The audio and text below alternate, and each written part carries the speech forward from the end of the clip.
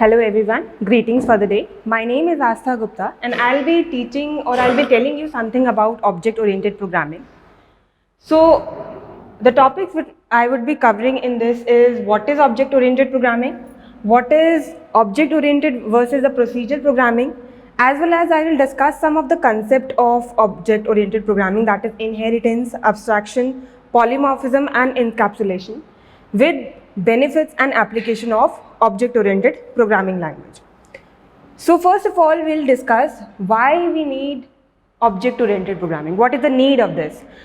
So everything is developed when there is a limitation in the early programmings. So object-oriented programming was also discovered or also developed when there were limitations in the earlier approaches. So we'll discuss about these limitations first. So the limitation which I was talking about are there in the procedural language. The first the language or the programming language which occurred was the procedural language. Then comes the object-oriented programming language.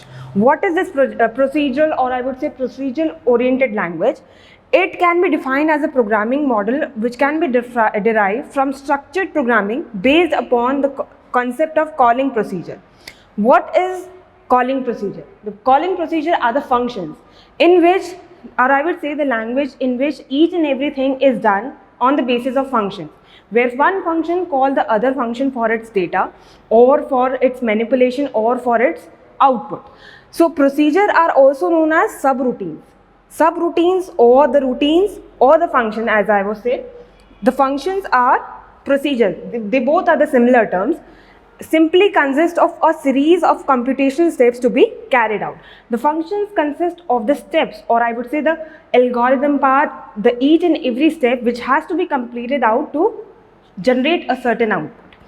So in the procedural language, during a program execution, any given procedure might be called at any point, including by other procedure or itself. So when there is a program execution, when a function is doing its work and any other functions can be called so that the program or the output can be generated. So it focuses more on the processing of instruction in order to perform a desired operation or the computation. It focuses more on the processing part, which function is to be called, which function is not to be called. So procedural language is all about that. So there are certain drawbacks which are occurred in procedural language, due to which there is an object-oriented programming which comes into the picture. The first drawback for this procedural language is that we can access the data of one functions from the other since there is no protection. Like if I am doing work in by using one function and I required any other function for that computation part, I can call the other function as well. Because there is no protection in that, that the function will hold its data, it will not be there.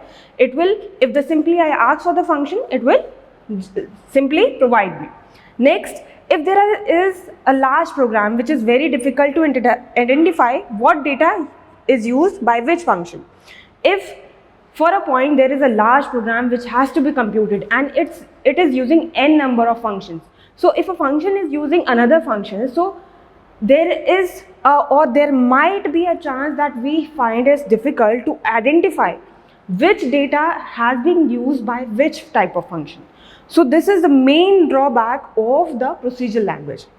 Similarly, if we want to add a new data to be added into that function, so there is a very big time which is required to modify that data.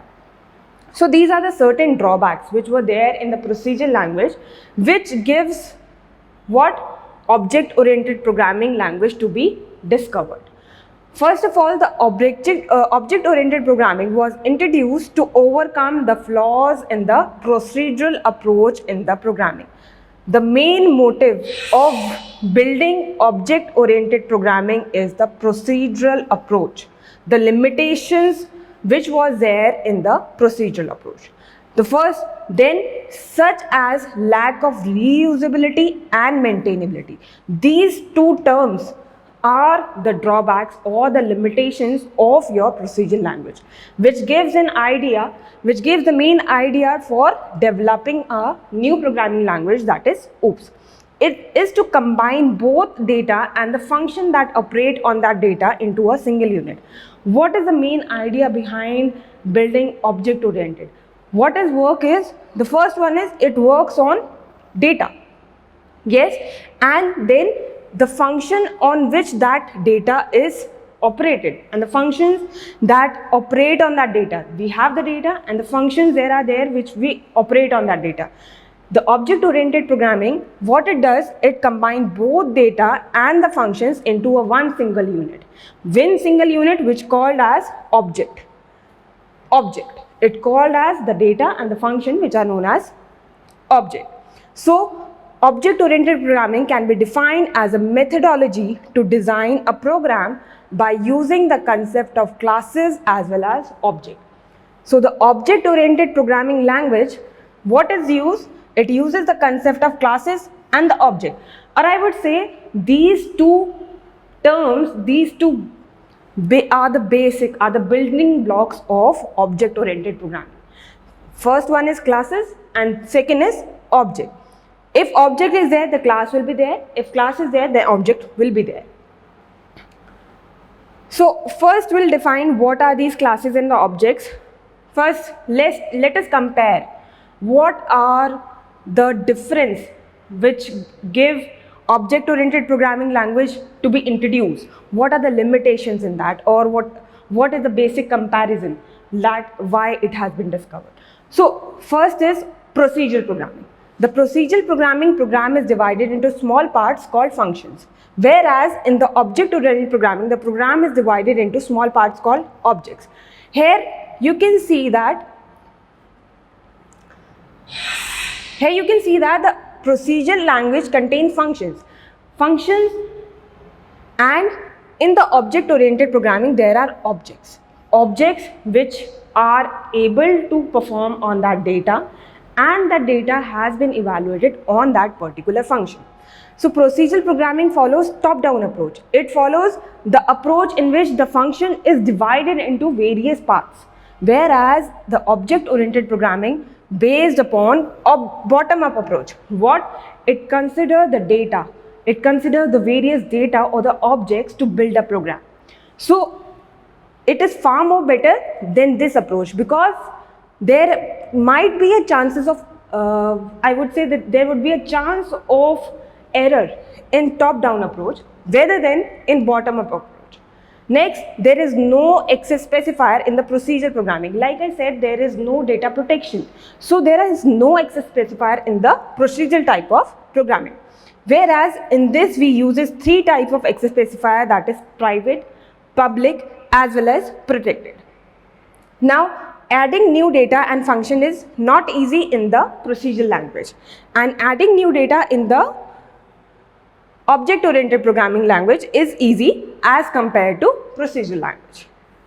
Moving ahead, certain more differentiate between them. The procedural language does not have any proper way of hiding data, so it is less secure. It does not have any, as it does not have access specifier, so it does not have any proper way of hiding the data, making it very secure. Whereas in object-oriented programming language, it provides data hiding, it is more secure. In procedural programming, overloading is not possible. In object-oriented programming, overloading is possible. We'll talk about this overloading term in the upcoming slides. In procedural programming, functions is more important than the data, where it focuses more on the function rather than the data.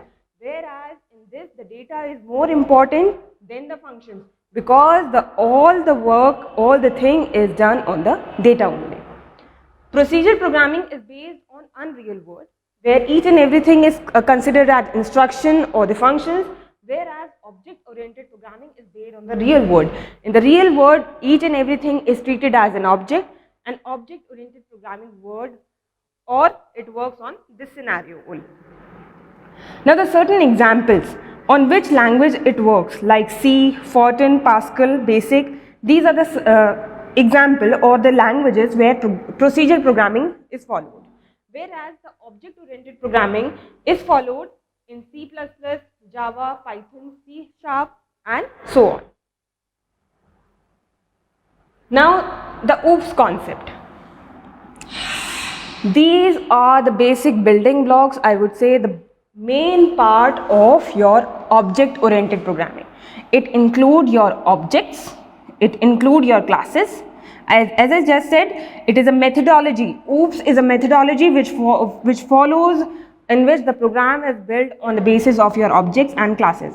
There are four basic concepts which are followed here. The first one is inheritance, second is polymorphism, abstraction, and encapsulation. These four terms are the concept or the basic blocks of your object-oriented program. So first of all, we'll study what is object. Object, any entity that has a state and a behavior is known as an object. A simple definition where any entity, anything which is having certain state and a behavior is called as an object, or it can be defined as an instance of a class.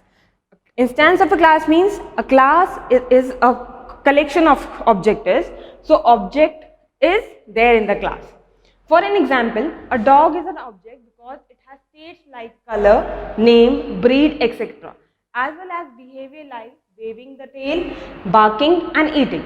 So dog is an object which has certain states like it has color, it has name, it has breed, and it has certain behavior which is followed like barking, eating and wagging the tail. These are the certain behaviors. So a dog is considered as an object. An object contains an address and takes up some space in the memory. It has certain address and takes up some space in the memory. Objects can communicate without knowing the details of either each other's data or code. Objects can communicate with each other without knowing the details.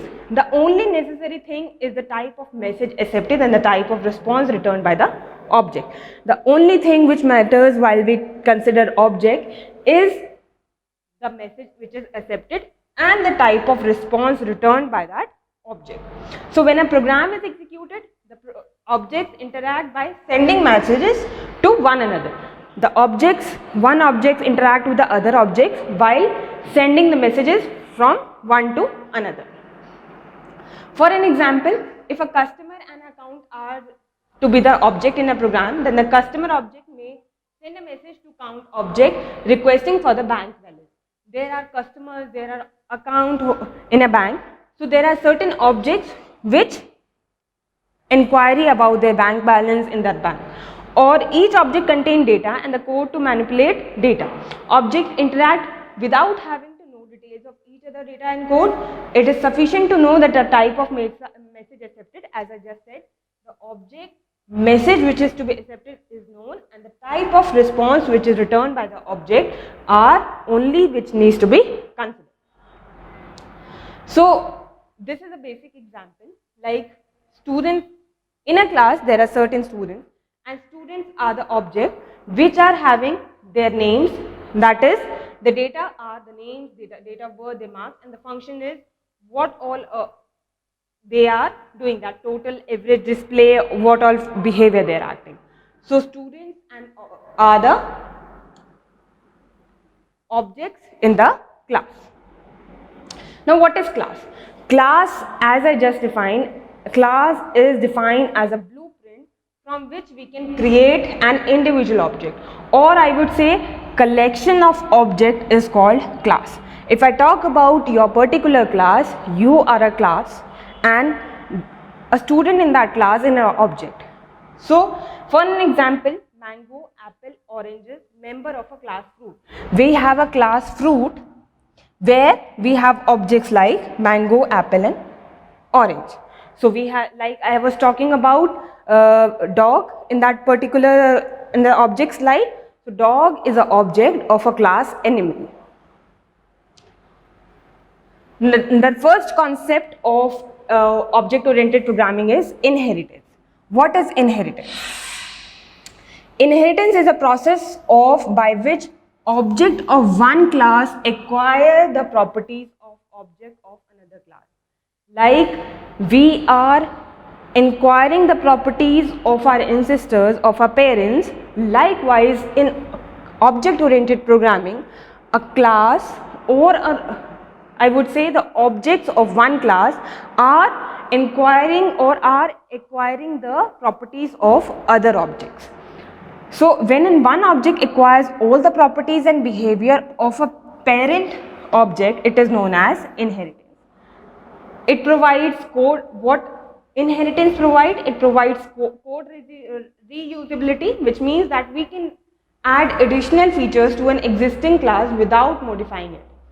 Like without modifying the features of the existing class, we can use the features as we have inherited those features in that class.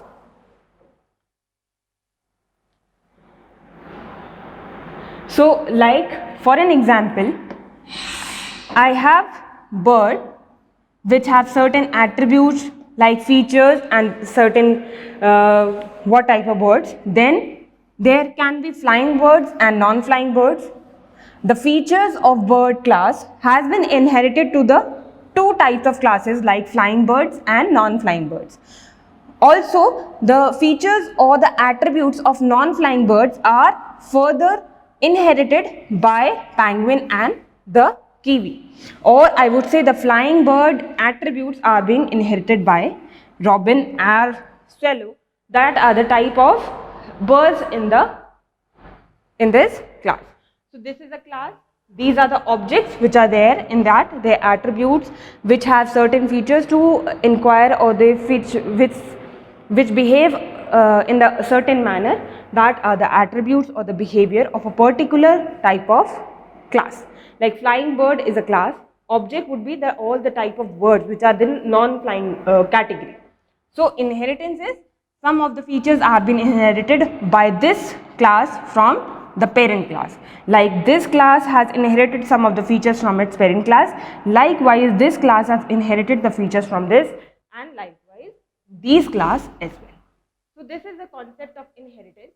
The basic example, or I would say, this is followed in our culture also. Like we as a student inherited some properties from our parents, and the parents have inherited some of the properties from our grandparents. This is the main concept of inheritance. Moving ahead, we have another concept is polymorphism. This, I would say, this is one of the most important concept of object-oriented programming language, which says it comes from a Greek word which means the ability to take more than one form. The best example for polymorphism is a person. A person has different roles to do. Like if we are studying in a college, we have another role to behave in. If we are in the house, we are having another role to define. So polymorphism is an important concept, and it can be related to our day-to-day life. So an operation may exhibit different behavior on different instances. The behavior depends upon the type of data used in the operation. If one task is performed in different ways, it is known as polymorphism. It can be either way around. Like for example, shape, triangle and rectangle are the example of your what? Polymorphism.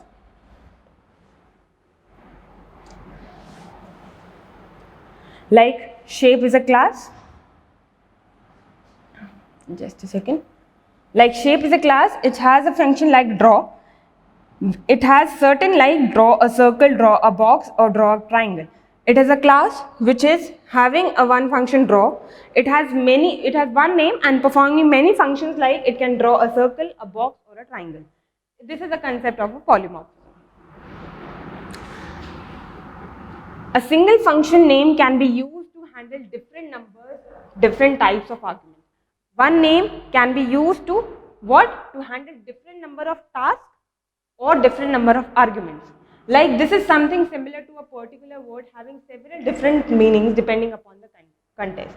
And this is what it is known as function overloading. Like if I talk about a person is going out of the going in the college, doing the different tasks, going in the market, doing different tasks, going at his home, doing different tasks. This is a one person doing different tasks. This is what a function overloading. Similar concept goes to this also. Like if one function is there, like one function I was talking about draw. this function is overloaded by 3 different parts like draw a triangle, draw a circle, or draw a box. Now the second last concept in this object-oriented programming is of abstraction. Abstraction refers to the act of representing essential features without including the background details or explanation. It generally means that we are what the things on which we are focusing on. It does not it hide the details which are not required. Classes use the concept of abstraction and are defined as a list of abstract attributes such as size, weight, and cost, and function operate on these attributes. They encapsulate all the essential properties of a objects that are to be created. The attributes are sometimes called data members because they hold information. The functions that operate on these data are sometimes called methods or member functions. So abstraction is the act of representing only the essential features without including the background details or explanation. I would take an example here of a car. Or a phone call. We can take an example of a phone call. When we dial a number, we are only interested in talking to the other person whom we have dialed. We are not interested how this procedure is going, how the connection is made, at what bandwidth it is being using. So this is what abstraction is. Now the last concept is encapsulation. What is encapsulation? It is the wrapping up of data and function into a single unit, which is known as encapsulation. Data and encapsulation is most striking feature of a class. The data is not accessible to the outside world and only those functions which are wrapped in that class can access it. For an example, I would say a medicine or a capsule.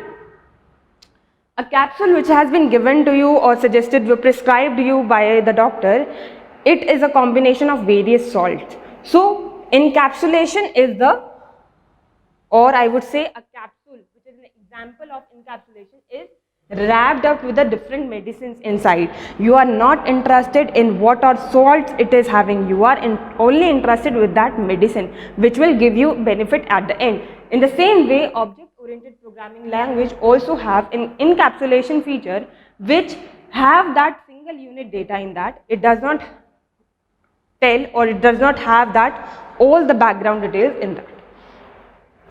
So this was encapsulation, that is binding code and data together into the single data unit. Till now we have talked about encapsulation, polymorphism, inheritance and abstraction. Also object and classes in a particular, I would say the programming language or the object oriented programming basic which it rely on.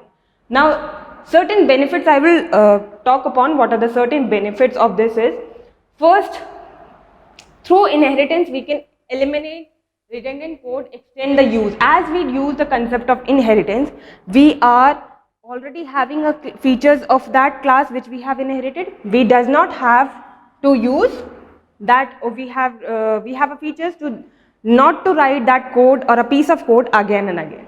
Now next is the concept of classes. Third, we can build programs from standard working modules that can communicate with one another.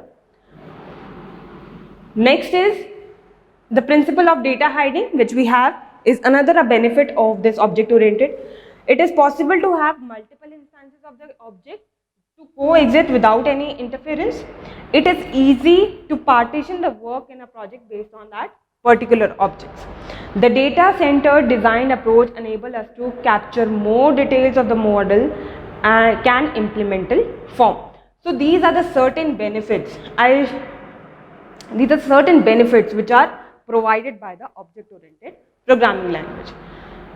Certain applications,